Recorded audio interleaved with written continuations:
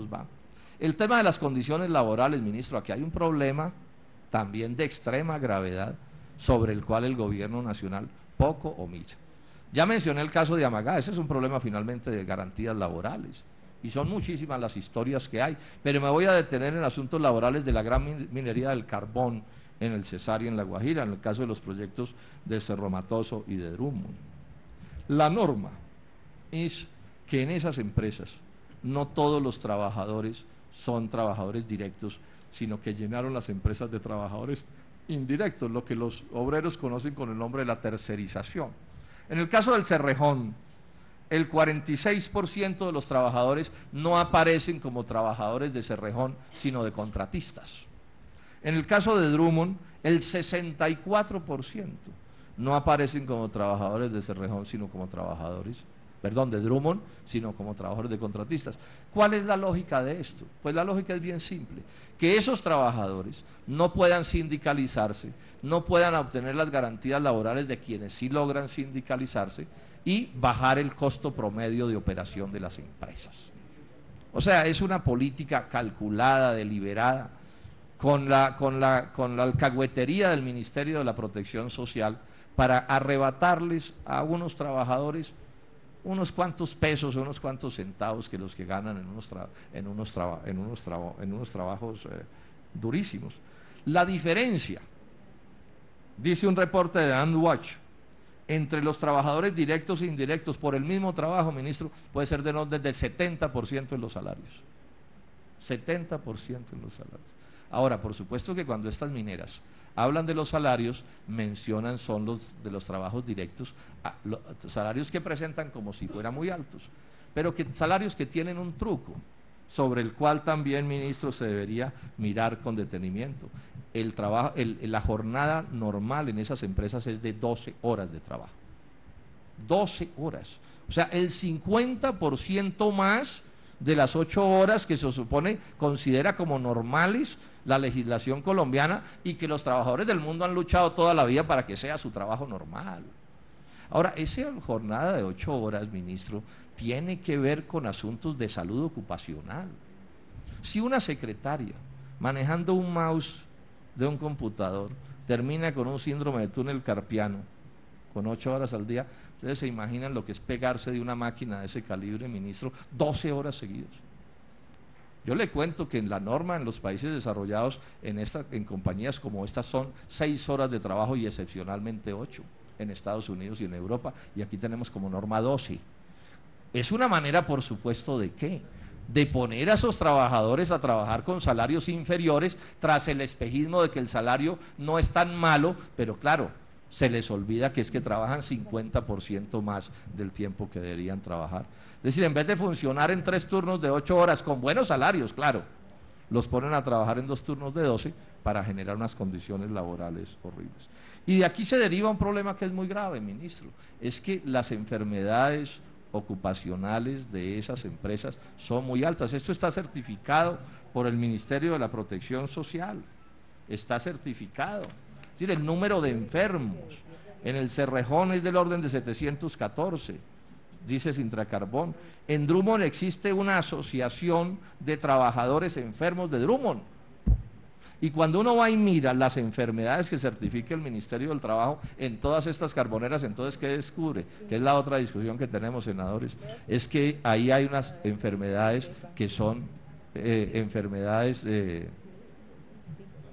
profesionales, que tienen que ver con el tipo de trabajo que desarrollan. Por ejemplo, primer causa de enfermedad, que son fibrosis, neumoconiosis y silicosis, que son por polvillo de carbón. Y se niegan a reconocerle a los trabajadores que trabajar con carbón genera esas enfermedades, ministro, y eso no se reconoce en el Código Laboral.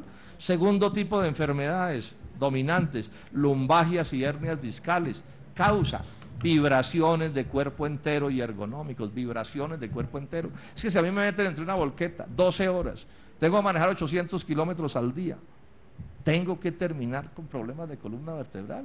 Estos no son asuntos de magia, son realidades que están así. En los países civilizados son jornadas de 6 horas porque se sabe de lo duro que es. Entonces son estos trabajadores, con el cuento de que ganan mejor, entre comillas, les destruyen sus vidas y el país se nos va a terminar llenando de inválidos que van a quedar tirados en esas zonas carboneras. Una vez se hayan ido las explotaciones, vamos a terminar nosotros cargando con los enfermos.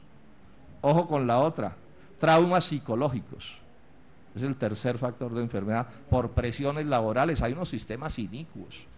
Casi que les ponen marcadores a los trabajadores para controlarlos vía satélite, y si el trabajador se queda medio quieto le pita una cosa, ¿cierto? Para que le diga, bueno, joven,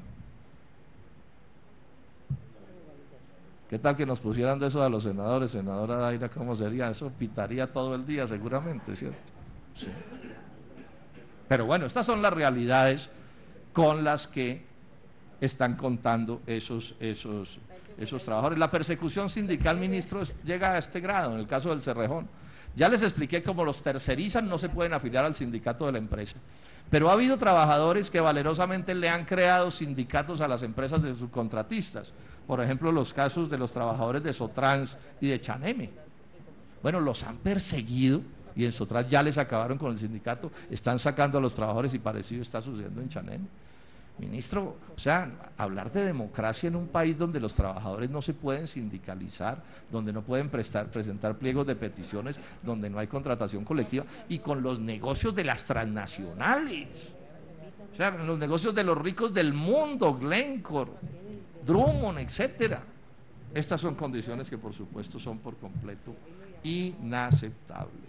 Y esto asociado con las ARPs, y aquí hay que señalarlo con nombre propio, si algo se ha convertido en una desvergüenza en el sistema de salud en Colombia, son las ARPs. Sacan y sacan y sacan plata y no responden realmente por nada de lo que debieran responder. Los accidentes de trabajo. Drummond lleva 16 trabajadores muertos por accidentes de trabajo en 10 años. 16. En el último muerto los trabajadores protestaron. El Ministerio de la Protección Social sancionó a la empresa, bueno, y están despidiendo a los trabajadores que protestaron. Van 20 despidos, porque protestaron mediante un paro por la muerte de uno de sus compañeros de trabajo, que no ha debido morir si hubiera garantías laborales mínimas como debiera haber en empresas como estas. Pasemos a otro tema. Miremos el caso de las regalías. Yo he dicho aquí en más de una ocasión que son bajísimas. Me sostengo en lo que he dicho. Tengo certificaciones de Vida y Corporación Andina de Fomento. Las del petróleo son bajísimas, del orden del 8% promedio. Pero las del carbón también son malísimas. Las del oro son escandalosas. Reales del 3.2%. 4% nominal, pero es sobre el 80% del precio del oro en el mercado mundial en ese momento. O sea, hacen 3.2%. Eso no paga nada. O sea, todos estos impactos de todos los tipos no los pagan, por supuesto, estas explotaciones. Pero además, y quiero detenerme sobre esto, ministro, y llamar a la Contraloría y a la Procuraduría que lo miren, porque esto además son informes de Contraloría, que ha venido haciendo un buen trabajo en este sentido, cosas que están pasando. Por ejemplo, en el contrato de Cerro Matoso, la Contraloría, apoyada en una auditoría hecha por BDO Audit Age S.A., señala que hay una pérdida allí por las maneras de liquidar. No voy a entrar en muchos detalles para no hacerme largo, pero digamos que en la liquidación de lo que podríamos llamar las regalías, lo que le toca a la nación, se han embolatado o están embolatados entre el 2004 y el 2008 23.188 millones de pesos. Pero si esto se lleva a los años anteriores, la suma puede ascender a 210.000 millones de pesos en pesos de 2005. ¿Por qué? Porque hay una mala liquidación, dice la Contraloría, apoyada en un estudio de una empresa de auditaje extranjera además. 210.000 millones de pesos en pesos del 2005 embolatados en ese solo aspecto que estoy mencionando. Pero hay una cosa que es más grave y ya le compete a la actual administración. Ingiominas aceptó que este caso, que por supuesto la transnacional no está aceptando, aceptó que se fuera a tribunal de arbitramiento, ministro, y no cabe tribunal de arbitramiento en este caso. Es decir, el artículo 294 del Código de Minas es muy claro en señalar cuándo caben tribunales de arbitramiento y no caben en este caso.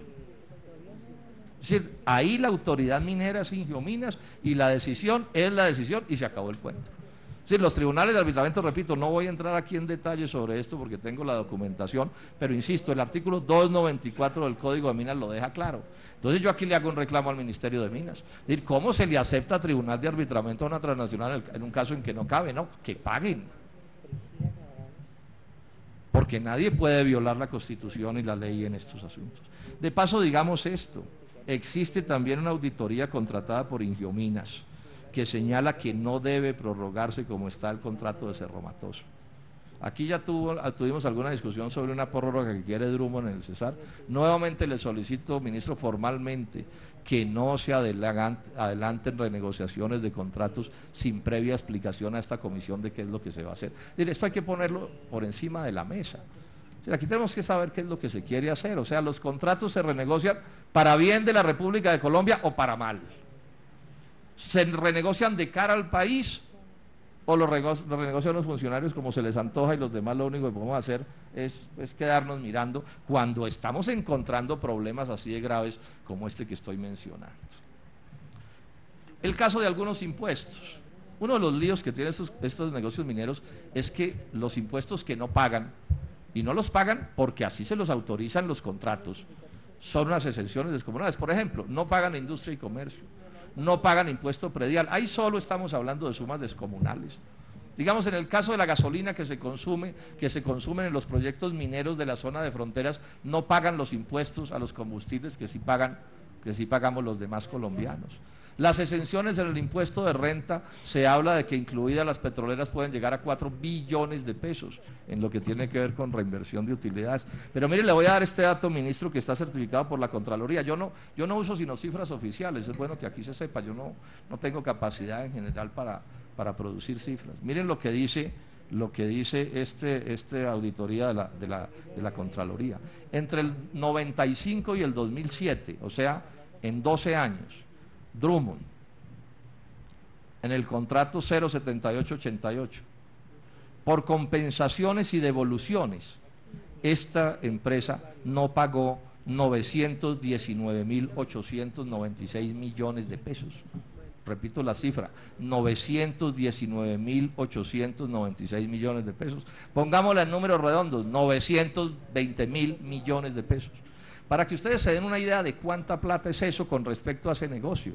Eso representa el 76% de lo recaudado por regalías.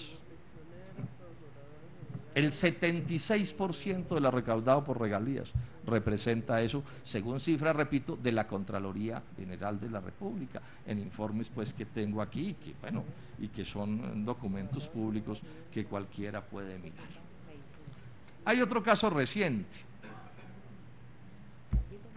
que tiene origen en este documento, ministro, que usted conoce, ¿sí? Que es un documento que tiene origen a su vez en una carta enviada por el Departamento Nacional de Planeación sobre el contrato de Prodeco en Calenturitas, ¿sí? Que tiene que ver con unas liquidaciones equivocadas que hicieron. Hubo un cambio en el contrato, ¿sí? El contrato que ojalá hubiéramos podido mirar antes de que se hiciera el cambio en el contrato, pero bueno, hubo un cambio en el contrato y a partir de ese cambio liquidaron durante un tiempo mal la regalía básica, la compensación por ingreso bruto y la regalía adicional. No voy a entrar en detalles, aquí está el documento de planeación nacional que explica lo que estoy diciendo. Y estamos hablando de pérdidas por $417.000, que son unos 77, 78 millones de pesos. Simplemente lo pongo como otro ejemplo más del desgreño y de las cosas que están sucediendo. Es inaudito que se cometan errores pues tan obvios como que un cambio en un contrato solo empieza a operar cuando opera el cambio y no antes. No puede ser de otra manera. Y ya con esto